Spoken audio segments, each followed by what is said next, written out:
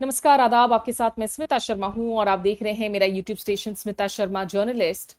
और इस ब्लॉग में एक बहुत दिलचस्प अपडेट पर हम बात करेंगे, क्योंकि एक सनसनीखेज खबर आई जो काफी अनप्रेसिडेंटेड खबर मानी जाती है कि CIA, जो सेंट्रल इंटेलिजेंस एजेंसी है, यानी कि अमेरिका की एक्सटर्नल इंटेलिजेंस एजेंसी, दुनिया के सबसे ताकतवर और कुख्यात भी कह लें इंटेलिजेंस एजेंसियों में शुमार CIA के जो चीफ हैं जॉन रैटक्लिफ, वो तड़के पहुंचे मॉस्को एक ओवरनाइट फ्लाइट के जरिए।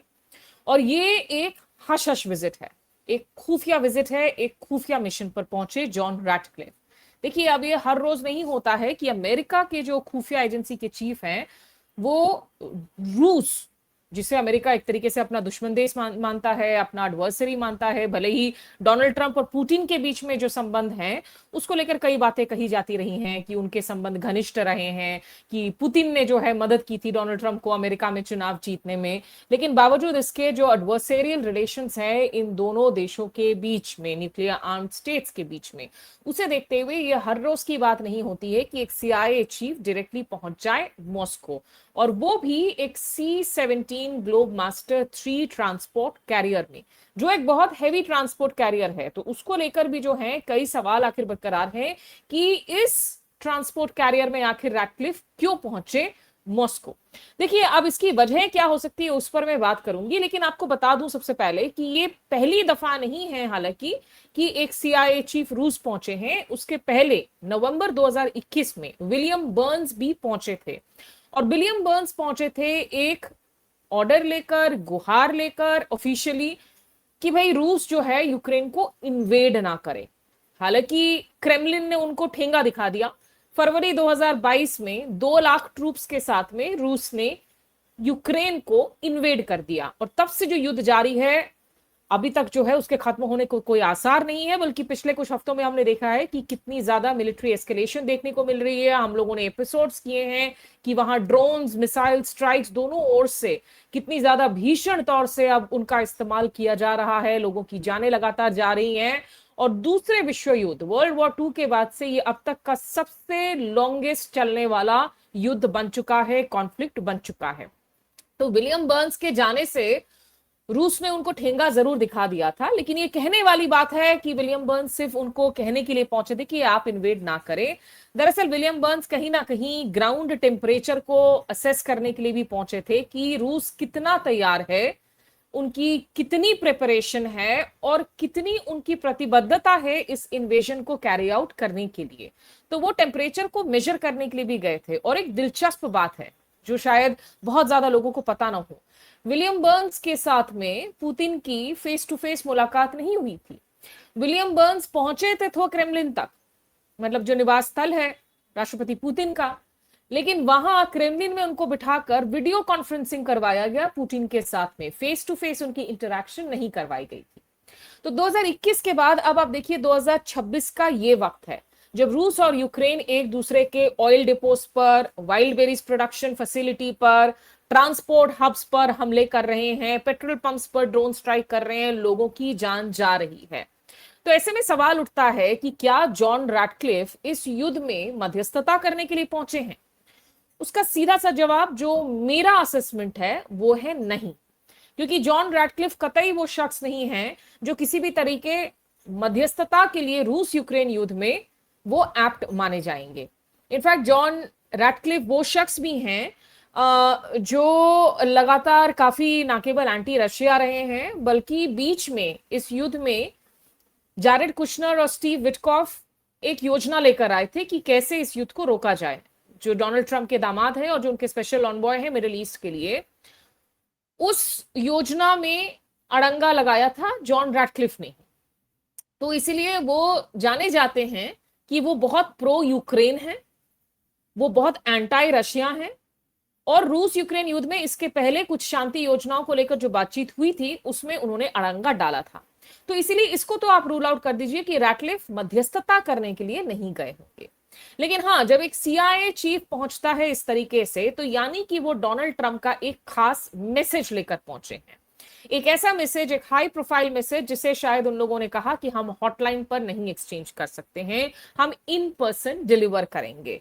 तो ये जो C-17 ग्लोबमास्टर 3 ट्रांसपोर्ट कैरियर है, ये जिस तरीके से मॉस्को के एयरपोर्ट पर पहुंचा, मॉस्को में जो है अमेरिकन मोटरकेड्स देखने को मिली, और उसके बाद रिगा की ओर भी ये एयरक्राफ्ट जो हैं वो रवाना हो गई। ये भी माना जा रहा है कि ये काफी शॉर्ट विजिट है। अभी कोई कॉन्फर्मेशन किसी भी आधिकारिक रूप से नहीं दी गई है, ना अमेरिका से ना रूस ने। इनफैक्ट रूस एक तरीके से डिनाई कर रहा है कि ऐसी कोई मीटिंग्स तय नहीं है रैटक्लिफ और पुतिन के बीच में या रशिया के बीच में। लेकिन रशिया के जो उनकी जो स्पाई सर्विसेज हैं, जो फेडरल सिक्योरिटी बोर्ड है, FSB, उनके अफसरों के साथ माना जा रहा है कि रैटक्लिफ की मुलाकात हुई है।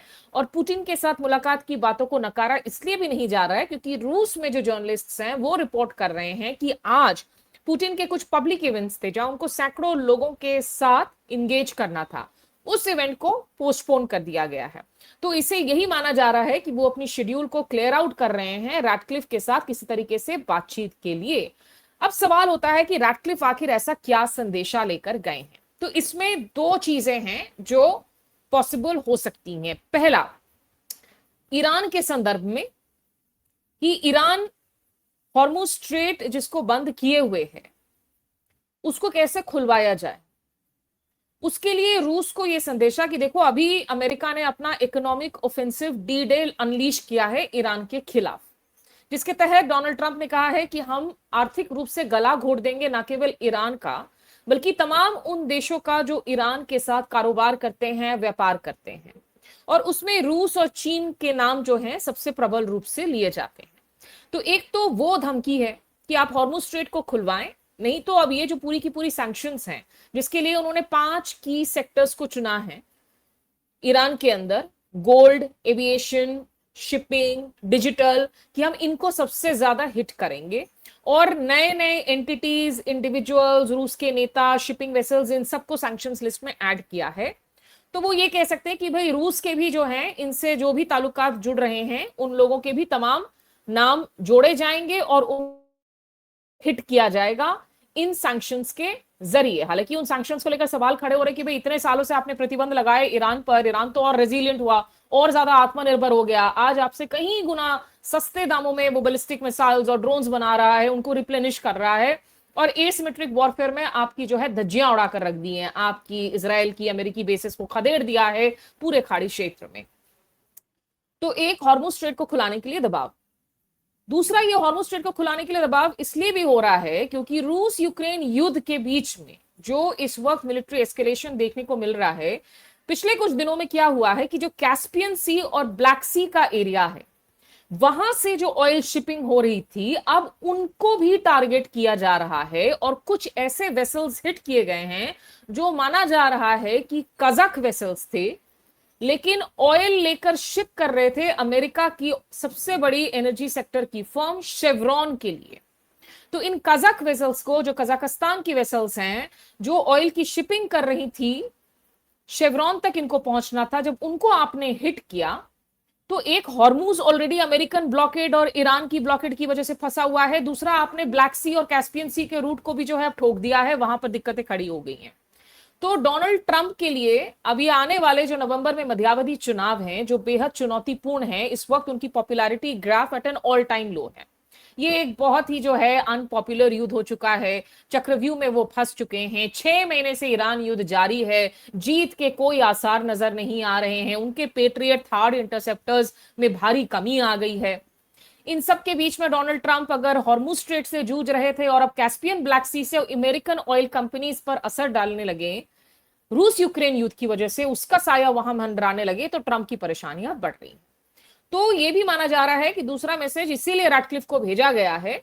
और रैटक्लिफ को भेजने के पहले दिलचस्प बात यह भी है कि यूक्रेन को बकायदा मैसेज भेजा गया कि आप अगले जो है 2-3 दिन मॉस्को और क्रेमलिन में आप ड्रोन और मिसाइल स्ट्राइक्स करने की कोशिश ना करें, क्योंकि रैटक्लिफ पहुंच रहे हैं। तो इसलिए अगर आप देखेंगे पिछले 48 घंटों में यूक्रेन की तरफ से, जेलेंस्की की तरफ से, जो उनके राष्ट्रपति हैं, कोई इस तरीके से मिसाइल ड्रोन कार्रवाई की खबरें नहीं आई हैं, जबकि उसके पहले लगातार जो है ये हमले हो रहे हैं और आम लोगों की और मिलिट्री जाने तो जा रही हैं। तो हॉर्मुज स्ट्रेट हो गया, कैस्पियन सी, ब्लैक सी का एरिया हो गया। जो एक और पॉसिबिलिटी हो जाता है कि अमेरिका और रशिया के बीच में रह रहकर बहुत सारे स्पाइज हैं जो डिटेन्ड हो जाते हैं, जिनकी स्वैपिंग होती है, जिनकी एक्सचेंज होती है। बहुत सारे थ्रिलर्स आप लोगों ने देखे होंगे कि कैसे रूस स्पाइंग कर रहा है अमेरिका में, अमेरिका स्पाइंग कर रहा है रूस पर।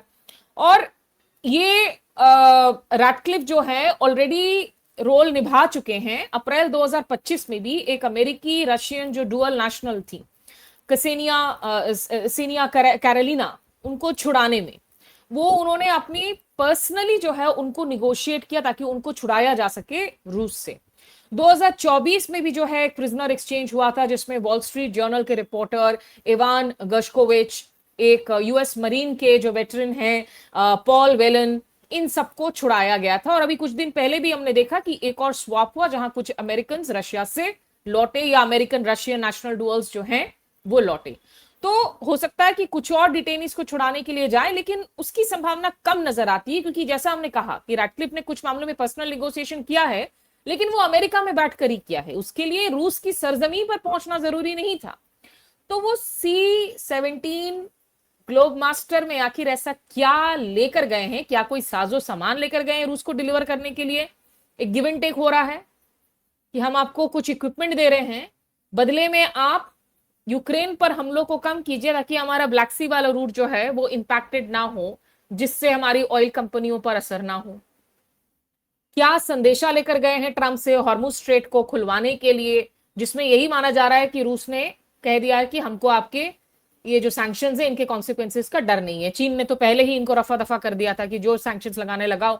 जब इनके दोस्त ही आजकल अब डरते नहीं है, डोनाल्ड ट्रंप ने कनाडा पे कहा कि हम आप पे 100%, 50% टैरिफ लगा देंगे, तो कनाडा के मार्क कार्नी ने कहा तो हम भी आप पर डॉलर मैच करके आप जितना टैरिफ हम पे लगाओगे हम आप पे टैरिफ लगा देंगे। तो जब इनके दोस्त और एलाइज इनसे इतने नाराज, इनके टैरिफ से नहीं डरते, तो आखिर दुश्मन इनके सैंक्शन से क्यों डरना शुरू करे?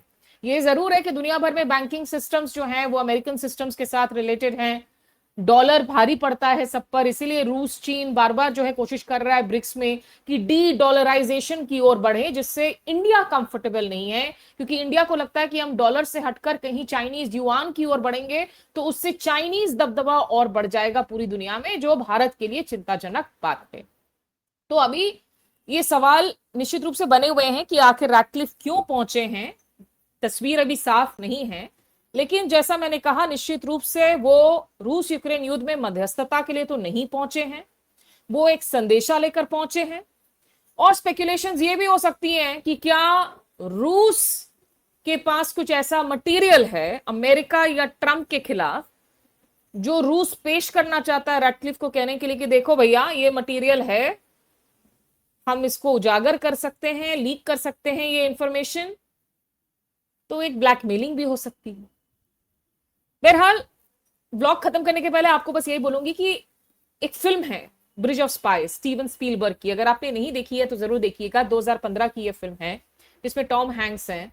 वो एक अमेरिकन वकील का रोल निभाते हैं जो रूस के एक स्पाई जिसको गिरफ्तार कर लिया जाता है अमेरिका, उसके लिए जो है उसके डिफेंस लॉयर के तौर पर वो भूमिका निभाते हैं। और जहां उनको अमेरिका में बहुत गालियां पड़ती हैं, सिविल सोसाइटी उनको गालियां देता है, तो एक तो प्रिजनर एक्सचेंज पर इस मूवी में बात होती है, दूसरी राइट टू डिफेंस कि भाई जो एक रूसी नागरिक है अमेरिका में जाके जासूसी कर रहा है अपने मुल्क के ऑर्डर्स के हिसाब से, अगर वो पकड़ा जाता है क्या उसको एक राइट ऑफ डिफेंस है या नहीं।